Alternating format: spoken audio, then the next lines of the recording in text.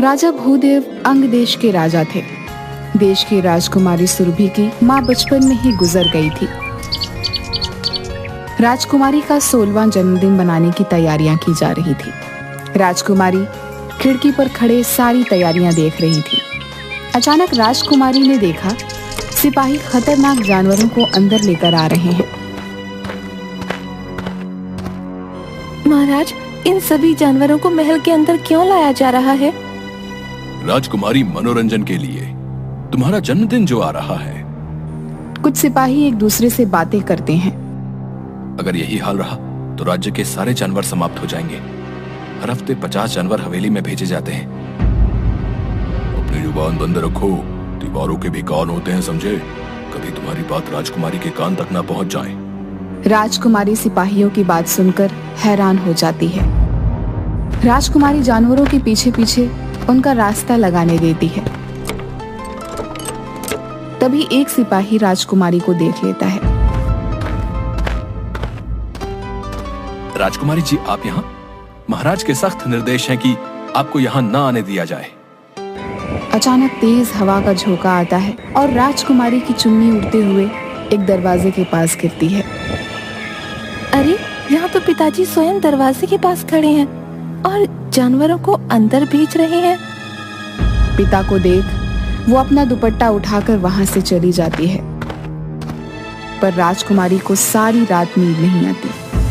आखिर पिताजी महाराज मुझे वहां जाने के लिए क्यों मना कर रहे हैं? वो मुझे इस राज से दूर क्यों रखना चाहते हैं? आखिर इस दरवाजे का राज है क्या? राजकुमारी ने अपनी खिड़की का दरवाजा बंद कर दिया और चुपचाप लेट गई। तभी महल की सबसे पुरानी और सबसे बूढ़ी दासी त्रिजटा उसके कमरे में आ गई। ओ मेरी प्यारी राजकुमारी, आज इतनी उदास क्यों लग रही हो? तुम्हें पता है, मैंने तुम्हारी माँ को भी पाल पोस कर बड़ा किया था, इसलिए मुझे अच्छी तरह से पता है कि तुम बड़ी परेशान हो। दादी माँ, क्या आप मेरे प्रश्नों का उत्तर दे सकती हैं? राजकुमारी, अगर तुम चाहो तो वो प्रश्न मुझसे पूछ सकती हो, लेकिन अगर उन्होंने पिताजी को बता दिया तो मेरे लिए बहुत बड़ी मुश्किल खड़ी हो जाएगी। अब नहीं दादी माँ, मेरे मन में किसी प्रकार का कोई प्रश्न नहीं। अगले दिन सुबह राजकुमारी महाराज के पास जाती है। उसे उदास देखकर महाराज उससे पूछते हैं, बेटी, बड़ी उदास लग रही हो। आज तो पूरे राज्य में तुम्हारा जन्मदिन मनाया जा रहा है और तुम खुश नहीं हो। लगता है रात भर सो नहीं पाई। पिताजी, आखिर उस दरवाजे का क्या रहस्य है? बेटी, आज तुम्हारा 16वां जन्मदिन है। आज मैं खुद ही तुम्हें वो राज बताने वाला था। सुनो बेटी, ये लंबी कहानी है। जब तुम्हारी माँ गर्भवती थी तो हम दोनों जंगल घूमने गए। तभी हमें वहां अचानक एक बहुत खूबसूरत स्त्री दिखाई दी। वो बोली, महाराज, मैं चित्रांगदा हूँ। मुझे प्रथम दृष्टि में आपसे प्रेम हो गया है। आपसे विवाह करना चाहती हूँ। मैं विवाहित हूँ और अपनी पत्नी से प्रेम करता हूँ। महाराज, अपना भला चाहते हैं तो आपको मुझसे विवाह करना ही होगा। इस साधारण स्त्री के लिए आप मुझे नहीं ठुकरा सकते। तो तुम नहीं मानोगी? मुझे नहीं लगता तुम कोई स्त्री हो, क्योंकि स्त्री के खूबसूरत शरीर में काला मन नहीं हो सकता। अभी मैं तुम्हें तुम्हारे असली रूप में लाता हूँ। महाराज अपने पवित्र रुद्राक्ष की माला का एक रुद्राक्ष उस स्त्री के ऊपर फेंक देते हैं और ऐसा करते ही वह अपनी असली बदसूरत और भयंकर रूप में आ जाती है। सही पहचाना। जादूगरनी असुरबाला हूँ। तू अपनी पत्नी के रूप पर बड़ा घमंड करता है ना? आज के बाद तुझे अपनी पत्नी के चेहरे से घृणा हो जाएगी। राजकुमारी, जादूगरनी ने तुम्हारी माँ को श्राप देते समय ये भी कहा कि जल्दी ही तुम्हें एक बेटी पैदा होगी। जब तुम्हारी बेटी तुम्हारी शक्ल देखेगी तो वो भी तुम्हारे जैसी ही हो जाएगी। और ऐसा कहने के बाद वो न जाने कहां गायब हो गई। तुम्हारे जन्म के कुछ समय के बाद एक दिन अचानक ही महारानी का चेहरा बहुत भयंकर हो गया। उसके चेहरे पर हर तरफ सांप लटकने लगे, आंखें अंगारों की तरह जलने लगी, शरीर एक सूखे पेड़ की तरह, आवाज सांप की फुफकार की तरह। यहाँ तक कि वो किसी भी जीवित पशु पक्षी या इंसान को खाती है और प्यास लगने पर रक्त पीती है। इसीलिए आपने मुझे बचाने के लिए माँ को हवेली में रख दिया। बेटी, मैं तुम्हारी माता से बहुत प्यार करता हूँ। मैं उनसे दूर नहीं रह सकता था, इसलिए उनके लिए एक महल बनवा दिया जिसका ये दरवाजा है। इसमें तुम्हारी माँ के लिए ये जानवर भेजे जाते हैं जिन्हें खा के वो अपनी भूख मिटाती है। राजकुमारी अपनी माँ की यह कहानी सुन बड़ी उदास हो गई और बोली, पिताजी महाराज, क्या माँ के श्राप का कोई तोड़ नहीं? हाँ बेटी, तोड़ है। कुछ वर्ष पहले जब मैं जंगल में शिकार की तलाश में था तो मुझे वो जादूगरनी फिर से मिली। वो मरने वाली थी और शर्मिंदा थी। उसने मुझे तुम्हारी माँ को इस शाप से हमेशा के लिए मुक्त होने का इलाज बताया। तो आपने इतने दिन तक किसी को बताया क्यों नहीं? बेटी, उसने कहा था ये इलाज मैं सिर्फ जब तुम 16 वर्ष की हो जाओ तो पहली अमावस पर इस श्राप को तोड़ा जा सकता है। अगर मैं तुम्हें पहले बताता तो मैं भी श्रापित हो जाता। आज मैं 16 वर्ष की हो गई हूँ। कृपया मुझे बताएं कि मैं अपनी माँ को वापस कैसे उस श्राप से आजाद करवा सकती हूँ। हाँ मेरी बच्ची, आज तुम्हारा 16वां जन्मदिन है और कल अमावस। कल ही के दिन तुम्हें उस मायावी दरवाजे से अंदर जाना होगा। वहां पर तुम्हारे साथ भयानक घटनाएं होंगी, पर तुम किसी से भी मत डरना। पिताजी महाराज, मैं माँ के साथ ही वापस आऊंगी, आप विश्वास रखें। राजकुमारी, सोच लो, तुमको केवल 2 चीजों का ध्यान रखना है, अपनी नेकी और बुद्धि। इनका साथ कभी नहीं छोड़ना। अगर इन दोनों का इस्तेमाल किया तो तुम माँ तक जरूर पहुंच जाओगी। क्या माँ मुझे पहचान लेंगी? राजकुमारी, जादूगरनी ने तुम्हारे लिए हर कदम पर चुनौतियां रखी हैं और ये चुनौतियां तुम्हें ही पार करनी होंगी, तभी तुम्हें आगे का रास्ता मिलेगा।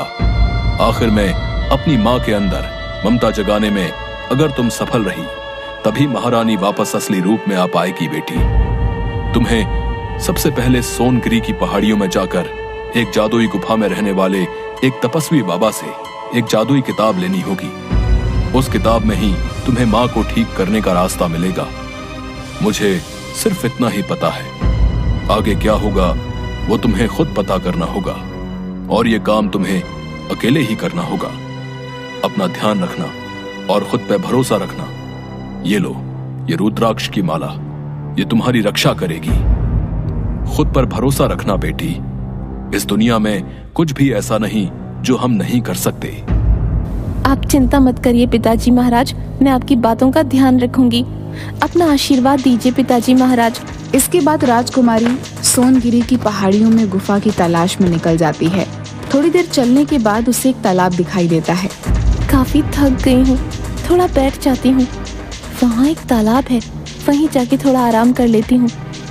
इसके बाद राजकुमारी तालाब के पास जाके बैठ जाती है। तभी एक हिरन थोड़ी दूर पर घायल पड़ी होती है, जिसके पास तालाब से एक मगरमच्छ धीरे धीरे उसे खाने के लिए आगे बढ़ रहा था।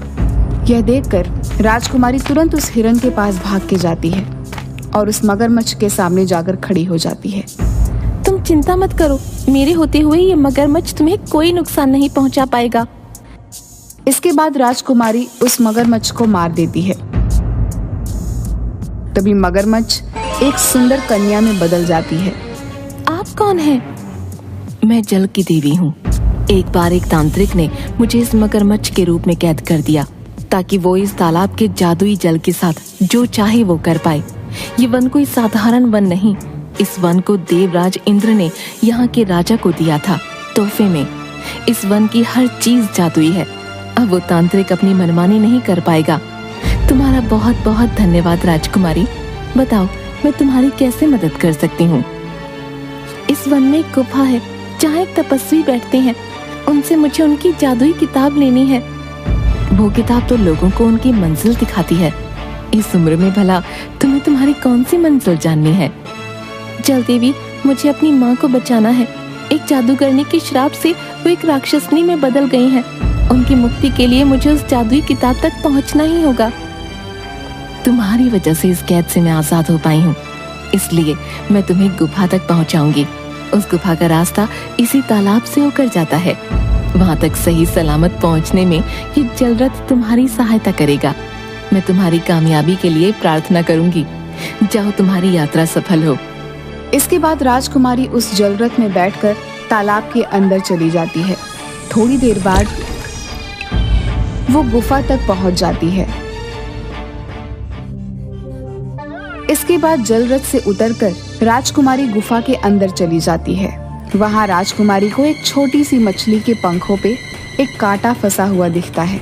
राजकुमारी जैसे ही उसके पंखों से वो कांटा निकालती है। आपका बहुत बहुत धन्यवाद राजकुमारी। इस कांटे की वजह से मैं अपने अपनों से पीछे छूट गई थी, लेकिन अब मैं उनके पास वापस जा सकूंगी। धन्यवाद राजकुमारी। वैसे आप यहाँ क्या कर रही हैं? इस जगह तो इंसानों को आए सालों बीत गए। मुझे यहाँ जो तपस्वी रहते हैं ना, उनसे मिलना है। उनके पास जो जादुई किताब है वो मुझे चाहिए। जादुई किताब? वो भला क्यों चाहिए तुम्हें? ओह, तो तुम्हें अपनी माँ को बचाने के लिए जादुई किताब चाहिए। तभी छोटी मछली तपस्वी में बदल जाती है। मैं तुमसे खुश हुआ बेटी। तुम इस किताब से कोई भी एक सवाल पूछ सकती हो। उसके बाद ये किताब अपने आप गायब हो जाएगी। आपका बहुत बहुत धन्यवाद बाबा। आखिरकार मैंने अपनी पहली मंजिल पार कर ही ली है। जादुई किताब, मुझे बता, मैं अपनी माँ को उस जादूगरनी के श्राप से कैसे आजाद कर सकती हूँ? इस श्राप से मुक्ति तभी मिलेगी जब कोई जंगल की आत्मा की मणि को महारानी के माथे के बीचों बीच लगा दे। इससे महारानी अपने असली रूप में आ जाएगी। इसके बाद राजकुमारी उसी जलरथ में बैठकर वापस आ जाती है।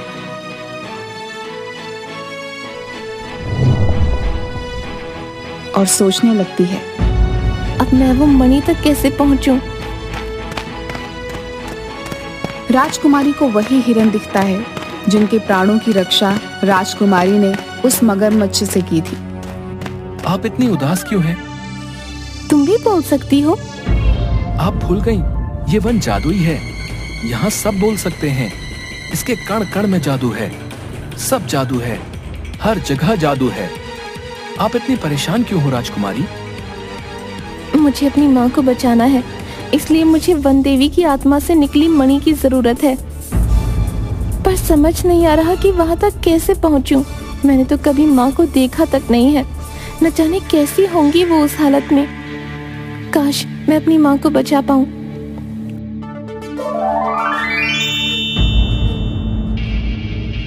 राजकुमारी भाग जाइए यहाँ से, वरना ये मेरे साथ साथ आपको भी मार के खा जाएगा।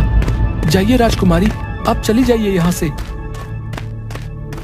मैं तुम्हें छोड़ के नहीं जा सकती। तुम यहाँ से जाओ, मैं इसका ध्यान भटकाती हूँ। उतने में तुम भाग जाना, ठीक है?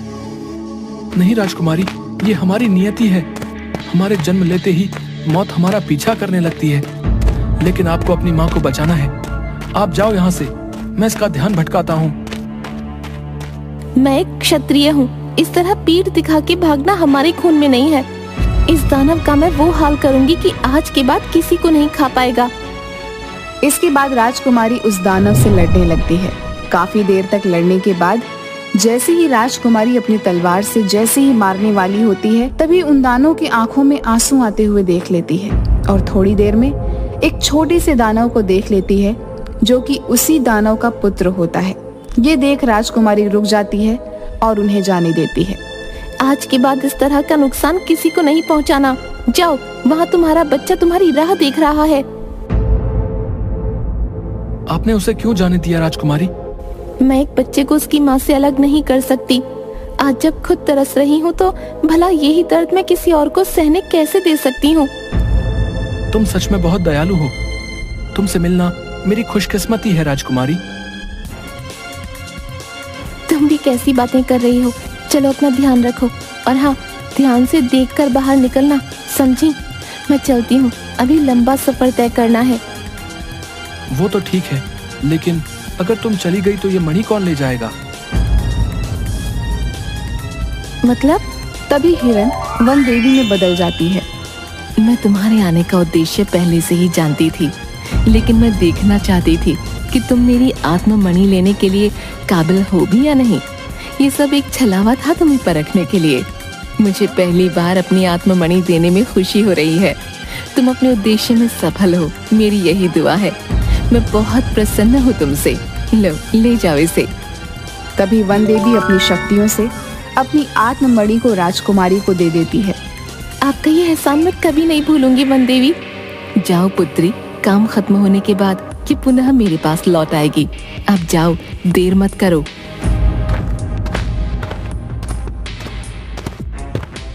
इसके बाद राजकुमारी अपने महल वापस आ जाती है।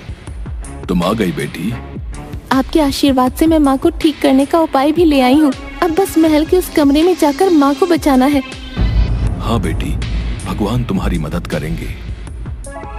इसके बाद राजकुमारी उस कमरे में चली जाती है। राजकुमारी हवेली के दरवाजे अंदर चली जाती है। चारों तरफ भयंकर जानवर और मांस की बदबू फैली हुई थी। राजकुमारी जैसे ही उस आखिरी कमरे में पहुंची, तभी उन्हें एक बड़ी भयानक औरत नजर आई, जिसको देखते ही राजकुमारी डर के चीख पड़ी। कहीं ये औरत तो मेरी माँ नहीं? मैंने इतना भयानक चेहरा कभी नहीं देखा था। डरी हुई राजकुमारी ने अपने आप को संभाला। वह औरत राजकुमारी को खाने के लिए आगे बढ़ी और मुंह से सांप की फुफकार निकालने लगी। माँ, आप मुझे खाना चाहती हैं? मेरे लिए सौभाग्य की बात होगी माँ, अगर मैं आपका भोजन बन पाऊँ, आपका अंश आप में ही समाहित हो जाए। मेरा अंश? तुझ जैसी खूबसूरत राजकुमारी मेरा अंश नहीं हो सकती। नहीं माँ, पहचानो, मैं आपकी ही बेटी हूँ। बेटी? मेरी बेटी? हाथ में तलवार लेकर मुझे मारना चाहती है? माँ, एक बार मुझे गले से लगा लो, तुम्हें सब याद आ जाएगा। नहीं, मुझसे दूर रह, तुझे डर नहीं लगता? औरत ने राजकुमारी के बालों को पकड़ उसे दूर फेंक दिया। राजकुमारी के शरीर से खून निकलने लगा। चली जा, हट जा यहाँ से, वरना तुझे चबा चबा के खा लूंगी। तुझे डर नहीं लगता? ये देख मेरे दांत। माँ, कभी माँ के पास आने में भी किसी को डर लगा है? बचपन से माँ के प्यार को तरस रही हूँ, मुझे एक बार गले से लगा लो माँ। राजकुमारी दौड़कर उस भयानक औरत को गले लगा ली। औरत ने अपने दांत उसके शरीर में गड़ा दिए। राजकुमारी दर्द से चिल्लाई, माँ! लेकिन तभी राजकुमारी ने उस मणि को महारानी के माथे के बीचों बीच लगा दिया। मणि के माथे में समाते ही महारानी अपने असली रूप में आ गई। उसके ऐसा करते ही महारानी के दिल में ममता भर गई और आंखों से आंसू निकलने लगे। मेरी बच्ची, मुझे सब याद आ गया। तूने मुझे इंसान बना दिया, मैं श्राप मुक्त हो गई। ऐसा कहते ही वह औरत महारानी के रूप में परिवर्तित हो गई। जादूगरनी का श्राप सदा के लिए खत्म हो गया। राजकुमारी अपनी माँ के गले लग गई। चलो माँ, घर चलो, पिताजी महाराज आपकी राह देख रहे हैं। दोनों की हवेली से बाहर आते ही चारों तरफ खुशियां मनाई जाने लगी। पूरे राज्य में उपहार बांटे गए। आज मेरा परिवार फिर पूरा हो गया। मेरी महारानी राजकुमारी के कारण वापस आ गई। मुझे तुम पर गर्व है बेटी। आज से तुम होगी इस राज्य की नई उत्तराधिकारी। हम हमेशा सोचते थे कि हमारे बाद ये राज्य कौन संभालेगा, लेकिन जिसकी तुम निडर बेटी हो, उसे किसी बेटी की क्या जरूरत। पिताजी महाराज, आपने मुझे इस लायक समझा, आपका बहुत बहुत धन्यवाद। मैं आपकी सारी उम्मीदों पर खरी उतरूंगी, देख लीजिएगा। राजकुमारी के साहस के कारण हवेली के खूबसूरत दरवाजे को हमेशा के लिए खोल दिया गया और राजकुमारी अपने माता पिता के साथ खुशी खुशी महल में रहने लगी।